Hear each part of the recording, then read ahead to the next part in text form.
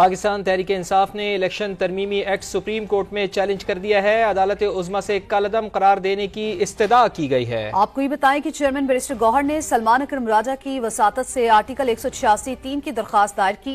विफाक और election commission को फरीक बनाया गया। इस्तदा की गई कि इलेक्शन तरमीमी एक्ट को गैर आईनी और गैर कानूनी करार दिया जाए। ECP को मखसूस नशिस्तें दूसरी जमातों को अलॉट करने से फौरी रोका जाए। तहरीक इंसाफ मखसूस नशिस्तों की फहरिस्त इलेक्शन कमीशन में जमा करा चुकी है। दरखास्त में कहा गया है कि 12 जुलाई के फैसले के बाद मखसूस नशिस्तें तहरीक इंसाफ का हक है। इलेक्शन कमीशन ने मखसूस नशिस्तों के केस का फैसला चैलेंज कर दिया है। सुप्रीम कोर्ट में नजरसानी दरखास्त दायर कर दी है। मौक़िफ़ अपनाया है कि इलेक्शन कमीशन ने किसी कानूनी और अदालती फैसले की गलत तशरीह नहीं की। PTI के 39 अरकान की हद तक फैसले पर अमल दरामद कर दिया। अदालत 12 जुलाई का फैसला वापस ले। मजीद बताएंगे समा के नुमाइंदे सुहेल रशीद।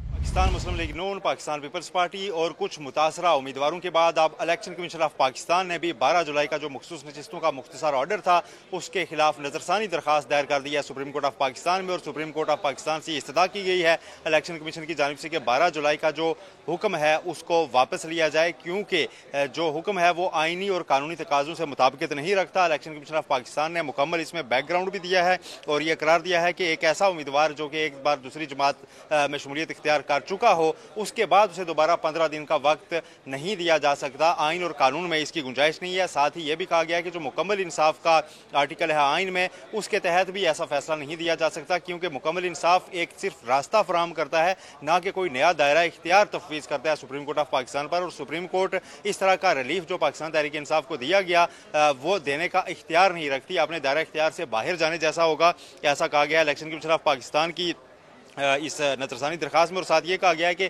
पार्लियामान में मौजूदगी के लिए आम इंतखाबात में कम से कम एक नशिस्त किसी भी सियासी जमात के लिए जीतना लाजमी है। लेकिन जो सुप्रीम कोर्ट ने करार दिया जिस तरह से पाकिस्तान तहरीक इंसाफ को नशिस्तें दे दी, उसमें सुन्नी इत्तेहाद कौंसिल ने ना तो इलेक्शन लड़ा हुआ था जो सुप्रीम कोर्ट आई थी, ना ही पाकिस्तान तहरीक इंसाफ के लोगों ने पाकिस्तान तहरीक इंसाफ में इलेक्शन के बाद शमूलियत इख्तियार की थी। लिहाजा जो फैसला है ये वापस लिया जाए, इस पर नजरसानी की इस्तदा की गई है इलेक्शन कमीशन ऑफ पाकिस्तान की जानिब से। अहम बात यह है कि गर्मियों की छुट्टियां इस वक्त सुप्रीम कोर्ट में जारी हैं और प्रैक्टिस एंड प्रोसीजर कमेटी के सामने नजरसानी की दरखास्त पहले एक बार रखी जा चुकी है और उसमें यह फैसला कसरत राय से किया गया था। 2 जजेस ने यह करार दिया था, 3 के चीफ जस्टिस काजी फायसा ने अगरचे इख्तिलाफ किया था, लेकिन 2 जजेस ने कहा था कि नजरसानी गर्मी की छुट्टियों के बाद सुनी जाएगी, क्योंकि इसमें 13 रुकनी बेंच है जो गर्मियों की छुट्टियों में असेंबल होना उसके लिए मुमकिन नहीं है। और अभी तक तफसीली फैसला जो है मखसूस नशिस्तों के केस का वो भी सामने नहीं आया। तो ऐसे में इम्कान ही जाहिर किया जा रहा है कि इस पर जो समाअत है वो गर्मी की छुट्टियों के बाद ही होगी। जी, बहुत शुक्रिया आपका।